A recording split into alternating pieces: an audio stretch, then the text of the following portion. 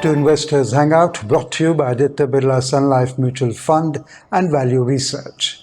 In today's program, we're going to bust the biggest mutual fund myths. With me is the CEO of Value Research, Dhirendra Kumar. Dhirendra, are you ready to bust the myths? Yes, there are common myths prevailed for many years. I'm sure there are many, but we'll concentrate on a few today. I'm all set. Okay. And that is what, Value Research has been doing for all these years. It all started by busting the myths in terms of those days, early 90s. It all started with mutual funds used to trade at a huge premium to their NAV, the NAV of a fund, because early 90s, mutual funds were only closed-end funds and equity funds.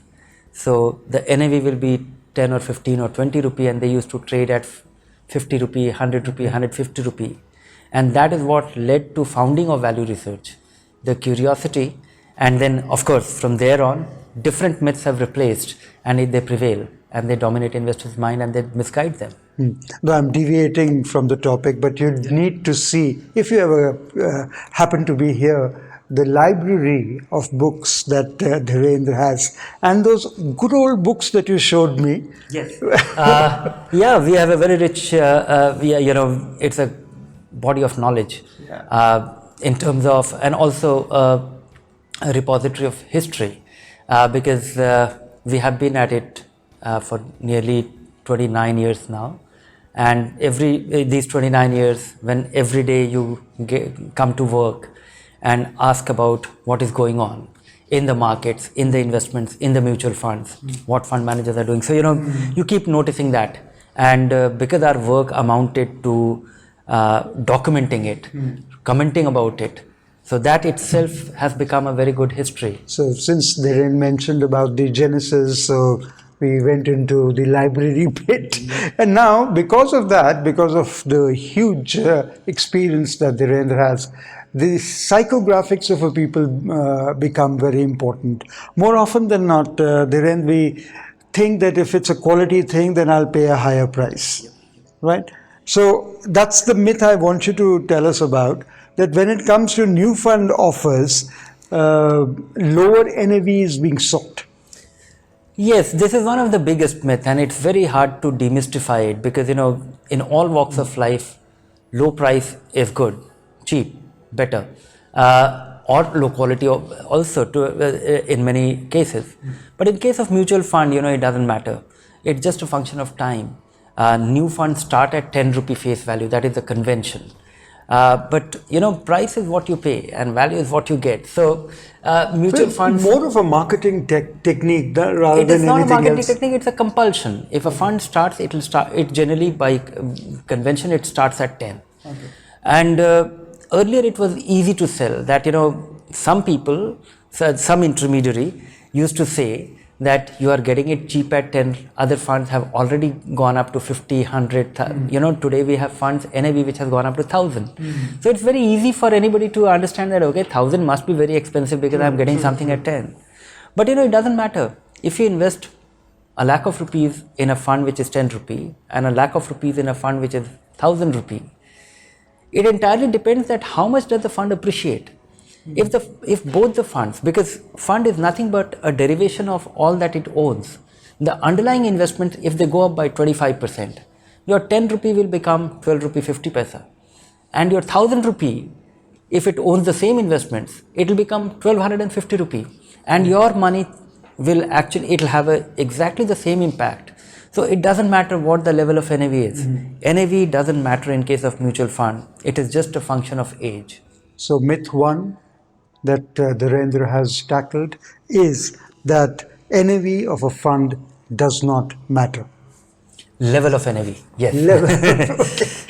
Level of NAV fund does not matter. Don't get perturbed by something that 1,000 rupees, something that 500. So the job is done. It's over. It can't go beyond this. It's not so, because it's entirely a function of what it holds what it holds as investments.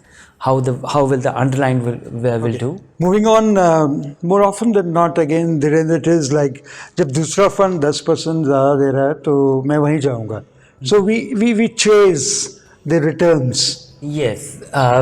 So is that good, bad, or is it okay? It's not a matter of being good or bad, just that this is something which is very deeply embedded. It's a psychology.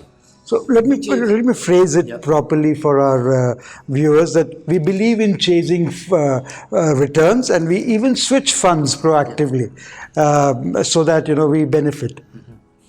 Yes, one should switch investments if the investment that you made and you find superior alternatives to it. Okay. But superior alternatives may not necessarily be, because the biggest problem is that when investors chase recent past performance, you look at last 3 months, look at last 1 year return, and you say that where I have invested is not doing as well, but elsewhere something is doing much better, and that time frame might be quite misleading, because the funds which don't do well, they don't do well for a reason. And the funds which actually do very well or exceptionally well in a certain time period may be doing it for a reason. They might be assuming greater risk.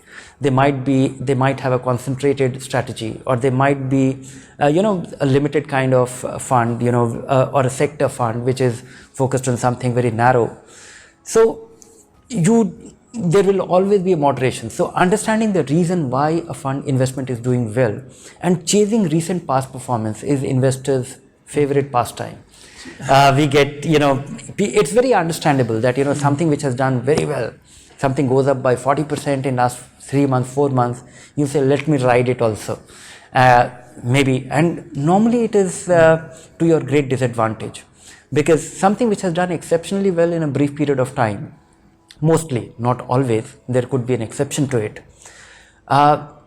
It is an exceptional situation, right, and there is always a reversion to mean. Something which has gone up might not go up that sharply in immediate future, but then it becomes very easy for you to invest, because if you invested in something which is racing ahead, and if you are able to have even a brief ride of the same momentum, and after that it collapses, you are greatly disappointed, and normally that is the case.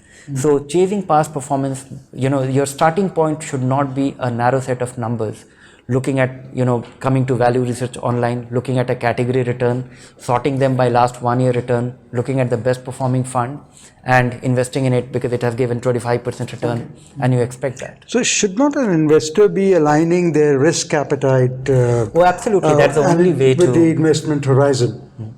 That's the only way to go. That's the only methodical way, because in the course of this hangout, you would have understood that we keep saying that aligning something to your attitude, your behavior, your risk tolerance is critical, because you will not be able to benefit from long-term investing in a market-linked investment if it is not aligned. As we keep saying that if you're investing for the first time, don't chase the best performers. Go for a moderate return, aggressive hybrid, because it will still have 25-30%, because sticking to a plan, setting your expectation, devising a plan and sticking to that plan for a reasonable period. That reasonable period could be 3 to 5 years. That is when you start appreciating it, because before that, if you keep hopping from one fund to another because something else is doing well, but you will generally hop onto something after it has done well, and once you have invested, the investment has to do better or well after that. Okay, and also you have funds for your different needs. Yep. So accordingly, one should choose. And thereafter, I want to ask you also about the LTCG part of on the equity funds. Would you like to elaborate on that? Yes, that is also a great disadvantage, because if you keep moving from one investment to another, every time you you invest in a fund at 10 rupee and it goes up to 12 rupees and you feel very happy about it, take that money out. If that investment is less than 1 year old, 15% of the gains will be taxable. If you have held it for 1 year, 10% of the gains will go away by way of taxes, long-term capital gains or short-term capital gains. So your capital gets reduced. You don't get the benefit of compounding. All your money is at work. So if you carefully choose an investment and remain invested for a long period of time, you are not liable to pay any taxes till you realize it. So there is an inbuilt incentive system. There is a reward for you for careful selection of an investment and sticking to it for a long period of time, because you are not liable to pay any taxes till you realize it. And every time you realize it, your capital reduces, because your gains get reduced by 10 or 15% depending on the age of investment, and that money doesn't stop working from there on. So, but you mentioned about human psyche, and nobody wants to lose their hard-earned money. So, वो लाजमी है कि person will look at it, that fund is not doing so, my fund is not doing so well, the other fund is doing. So, how do I stop this urge? No, you will have the urge. So, but How do I keep myself in check? But it will be interesting to for all those people. Today, you have the information available. Look at the past. Look at the phase where where something has done exceptionally well, and then it does poorly, and then it starts doing well again. You'll realize that it is extremely difficult if somebody can actually do this magic, that they are always able to find the best fund, best investment which will do well, and they are able to take it out exactly before they stop doing well, and they move on to another fund. That is a very difficult thing to do. If somebody is able to do that magic, by all means, best wishes. But it's a very difficult thing to do. If you can't do that, stick to a plan. Choose an investment, and because one is the long-term capital gains, the other is the exit load. Most funds levy a charge for erratic behavior of investors. If you have invested with at least 1 year or 3 years in time frame in mind, and that is how these funds are managed to deliver you those returns. Like tax saving fund, you can't take your money out for 3 years. That is why it turns out to be a far more desirable experience or rewarding experience for most investors, because investors, even if they get upset, they can't take their money out, and it generally tends to be rewarding for them. Right. Other funds, they can pull their money out, and big decline, investors pull out money. That turns out to be disappointing, a loss-making proposition, and a permanent impairment, a permanent loss for them the moment you realize it. So once you start appreciating the long-term rewards of investing in something which is generating superior return, but it comes with ups and downs, it takes time, it takes experience to appreciate that. So we have debunked myth number 2. Don't be hyperactive, and align the fund selection with your risk appetite and investment horizon before looking at the returns. Anything else you want to add? It's Yeah, Should no, we that's move about on? it. Let's Okay. move to the Okay, let's next move on one. to the third myth, and that myth is related to dividend plans. People feel that it's part of NAV and it's okay. Dividend is a reward. And there is a reward. So, how would you like to elaborate on that? Yes, dividend for variety of reason, entirely because the perception of dividend is that a company makes profit, and if it makes profit, it retains some capital, and remaining money it gives it back to investors. And dividend is a signal, is a symptom that your investments are doing well, getting part of your money back. Or people look at it in terms of a well-performing investment, or that is what they have been used to, that you invested some money, and all other investment that you make, you get some returns. You buy a house, give it on rent, you get your monthly rental income. You make a deposit and you get an interest income. You buy a stock, you get dividends. So it is all a signal that it's all working nicely. That is what they expect in mutual fund too. But when it comes to mutual fund, you are buying something and you are getting a small, assuming that you buy 10 lakh rupees worth of a mutual fund, and assuming that you buy it at 10 rupee, and in a year's time, the NAV becomes 12 rupees, which means your 10 lakh rupee has become now 12. And the fund decides to pay you a 10% dividend on the face value. So you get a lakh of rupees by way of dividend. So you have gotten your dividend back. The design of a mutual fund is that you can take your money back anytime. An open-end fund, you can choose to. So I would say that dividend in mutual funds do not make sense. Okay. If you are making a long-term investment, you are getting a part of your money back, which you can take back anytime. So aren't you losing your benefit on compounding if you... Yeah, one is you're getting a benefit, you're losing on the benefit of compounding. Not only that, you are being taxed. Dividend is subject to dividend distribution tax. In case of fixed income, it is 28.5%, or in case of equity now it is 10%. So if you invest 10 lakh rupees in the previous example I was mentioning, and your investment become 12 lakh rupees, and you get 1 lakh rupee by way of dividend by a fund company, you only get 90,000 rupee. And 10,000 rupees goes by way of dividend distribution tax. And of course that So that 90,000 means rupees, the NAV is reduced NAV is subsequently. reduced by 1 lakh rupees. So your net assets has reduced by, 10 rupee NAV becomes 12 and then gets reduced to 11, and you got 90 paisa, 10 paisa has gone by way of dividend. So nowadays, dividend in most cases do not make sense. Don't get dividend even if you need income from your investments. Don't derive it in the form of dividend. Derive it by a withdrawal plan. Decide how much you want annually, quarterly from your investment. Be moderate about it. Be careful about it. But deriving it in the form of a dividend, because one is that you will be getting a money when you need it by your choice. When you mount a withdrawal plan, that if you invest 10 lakh rupees and you want, say, for sake of simplicity, you want 80,000 rupees a year. So you can say that, okay, give me back 20,000 rupees by way of systematic withdrawal plan every quarter. And that will be money at a quantum of your choice and time of your choice, which is not in case of dividend. It will be subject to fund company deciding to do that. It will be subject to dividend distribution tax, and your withdrawal will be far more tax efficient, because that is not subject to, and a good part of the withdrawal in the initial years will be your capital itself. So the long-term capital gains implication will mean that your tax rates will be far lower. So if you have distributors coming to you saying कि बस dividend मिलने वाला है खरीद लीजिए, that's the old story now. Don't it doesn't get make into sense it anymore. Dhiren, what if somebody has already opted for it? Can they go back? Can they go avoid being part of the dividend scheme? If somebody has already chosen to be invest in, or if somebody is invested in dividend plan, they need to act. They need to act, because if it's a long-term money and they don't need to be in the dividend plan, or they don't need the periodic income, but they just felt happy, and earlier there was no tax consequence. From 1st of February 2018, ever since the dividend distribution tax was clamped on equity fund, dividend is injurious.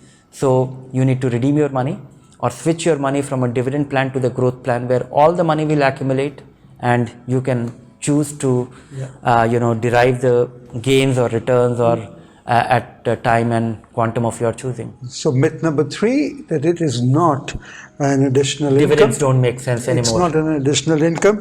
It is like withdrawing a part of your accumulated profit, right? So quickly, can we? Would you like to sum up for people the 3 myths? 1, NAV of a fund. NAV doesn't matter. Does not matter. Choose a good fund, well-performing fund. Yeah. That is all that matters. 2, don't be hyperactive and align the fund selection with your risk appetite. Yeah. And third, dividend is not an additional income. It's like withdrawing from your own profit, accumulated profit. All right. So now, having debunked the myths, it's time to take up the questions of our viewers, and the first one is from Rita Banerjee. Is there any definite period after which investors should book profits while continuing the SIP in order to get rid of the knee-jerk reactions in the market? No, markets are like that only. Markets behave very erratically, and you should not react to the market. The whole idea of SIP is that be regular about it.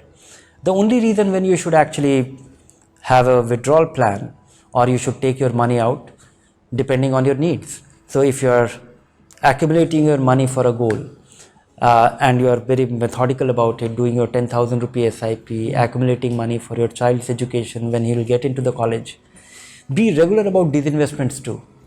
Don't get up one fine day that, okay, my investments are this much and today I will take it out to pay the tuition fee. Take it out from A and put it to B. So the first year fee, plan it and do a withdrawal plan 6 months before that, so that you are not left at the mercy of the market for your achievement of your goal. That's all there to it. If you try and do it perfectly, that depending on the market, and the people should should try and keep it simple. For majority of people, it will be extremely advantageous that they keep doing their SIP. They increase their SIP with when their income rises, and methodically exit 6 months to 12 months depending on the magnitude of money before they need the money. Otherwise, let the money be there. If you try and if you try and do something very sophisticated, that will actually nullify the whole idea of doing an SIP, being disciplined, because the rewards of discipline is extraordinary, and markets will be like this only. If you try and do that, because what will happen as a result of this? Assuming that you succeed, market goes down by 15%. It happened in 2003. The government changed, and one day the market went down by 13%. And if somebody would have anticipated that, pulled that money out, so he would have felt so overwhelmed and happy that he has succeeded, that he would have kept waited. And another 5 days, the whole market recovered. And that is the time when I realized that most mutual fund managers were also caught on the wrong foot. Everybody had 20%, 30% in cash, and that 1 day difference of being in cash had a lasting impact over the next 1.5 year. They could not recover that missed opportunity. So investors should try and keep it simple. It's very hard to guess that. And the real problem is that if you succeed with one such thing, which is a freak situation, you are simply lucky. It's a very random thing that you have hit upon. You'll feel overconfident about it. You think that you can actually call the market very often, and you'll miss out on, because the big moves in the market, big declines and big surge, happens when you least expect it, and you miss one or two such thing in a span of 4, 5 years, 10 years, you would have missed a big opportunity. Moving on, the next question is from Sivarami Reddy, and the question is, how can I ring fence the investment in debt funds to get reasonable returns? It's hard to, you can only do simple things. There are 16 mutual fund categories. Keep it simple. Don't move beyond liquid, ultra short term and short term funds. Okay.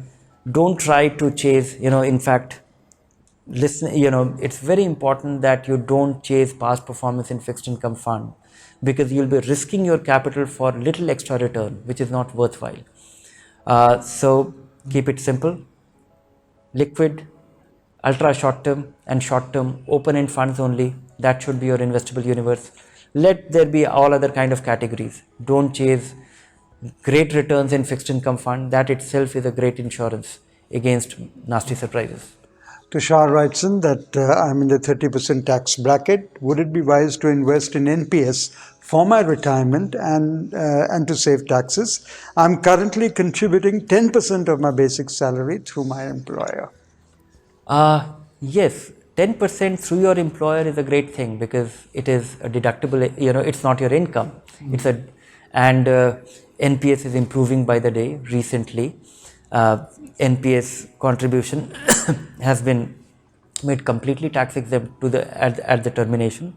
60% of your money which is not to be annuitized will not be taxable, which earlier wasn't the case. And you get 8TC benefit too. In this case, if it is coming through your employer, that is not even taken as your income. It is a deductible, it is not considered as your income. So yes, carry on in this model. Okay. Amit Ram Rakhiani has written saying that I have noticed that the tax saving funds have a higher tilt towards large cap, while others have tilted towards mid caps. Given this, in how many tax saving funds should one invest? Once again, I think that, in a long term, keep it simple. I think one fund or two fund at most, because if you are investing for many, many years, if you look at, 10-year return, 15-year return, and more so SIP return, even if you hit upon a great fund and a not so great fund, the return, but for a largely well-managed fund, the returns will converge in the region of 1 or 2%. It will not make a huge difference. I would say that don't do too much analysis. Okay. Be disciplined about it. 1 or 2 fund will do that. Okay. Gopinath says, I'm 67 years of age and I'm retired. I want to invest 15 lakh rupees and set up a withdrawal plan for my regular expenses. Should I go with the hybrid funds for this purpose? Also, what should be my annual withdrawal rate? It's extremely, it's a very delicate question. 67-year-old person investing 15 lakh rupees It entirely depends what is your income requirement.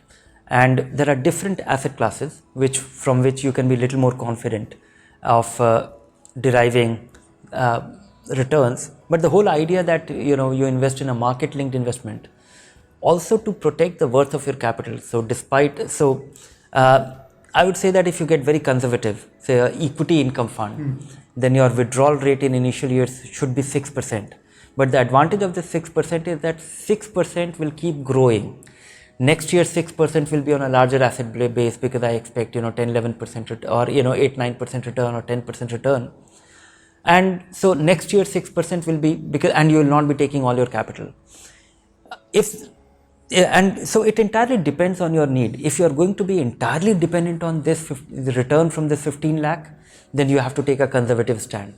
If it is going to be a complementary income that you get your pension or you have some other income source, and this return from 15 lakh rupee less periodically will be a supplementary income, and you will not be entirely dependent on for your essentials, then you can get into a equity hybrid fund, do an annual withdrawal rate. There a withdrawal rate of 8% will ensure that you will get 8%, and the 8% will adjust with your rising capital. I expect 10 to 12% over a long period of time, depending on the interest rates and the markets continue.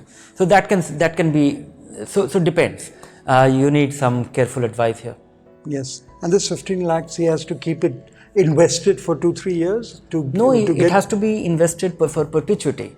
And he can, if you invest 15 lakh rupees, and if you do a withdrawal plan of 6%, which means you can take back 90,000 rupees a year. 90,000 rupees in the first year divided by 12, and that could be your monthly withdrawal plan. Next year, depending on whatever is the worth of your capital after this 90,000 withdrawal, you can calculate 6% on that. And I'm hopeful that next year that capital would have grown little more from 15 lakh rupees. So your income is rising, and this money continues. What I meant was he has to be invested. He has to remain invested for perpetuity. You're right, but to withdraw at least for a year or 3 years. No, you can mount your withdrawal plan from the day you invest, and you will start getting your monthly withdrawal from next month onward. Okay. Well, that's all we have in today's program. We will be with you in a fortnight's time, and till we meet again, as the Rent keeps on telling you, please keep it simple and invest regularly. Signing off, I am Rajesh Lake, and with me, the Rent Kumar, saying goodbye to you.